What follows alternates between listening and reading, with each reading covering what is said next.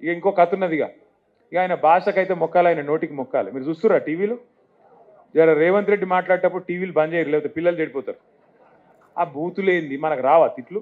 మాకు రావా? కానీ ఇట్లా మాట్లాడచ్చా ఒక ముఖ్యమంత్రి? కేసీఆర్ను తిట్టుడు తప్ప ఈ రెండేళ్లలో ఏమన్నా అన్నాడా కేసీఆర్ ఆయనను? ఈ రెండేళ్లలో ఒక్కసారి ఆయన పేరు తీసిండా? మరి ఎందుకు తిడుతున్నావు కేసీఆర్ను? నీకు పాలన చేత కాకపోతే వెనకటికేవడో ముఖం బాగాలేకపోతే అద్దం బల్ల కొట్టిండట.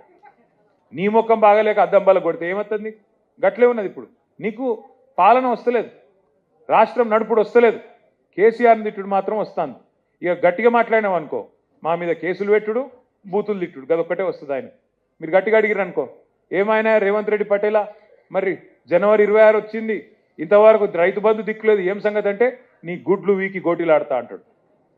ఏమైనా మరి మహిళలకు 2.5 ఇస్తాను, ఇంక ఇయ్యపోతే 100 రోజులు ఇస్తాను, ఏమాయ ఏడవాయ అంటే నీ పేగులు తీసి మెడలు వేసుకుంటా అంటాడు. ఇక గిట్లా మాట్లాడతాడు. ఇంక గట్టిగా అన్నావు అనుకో, నీ లాగులని తొండలు ఇచ్చి పెడతా అంటాడు. ఈ లాగుల తొండలేందో వీని బొందవి ఏం అర్థమైతే లేదు మాకు. ఎవరి చేతిలో పడ్డది తెలంగాణ ఆగమైపోయిందని చెప్పి బాధ అవుతున్నది.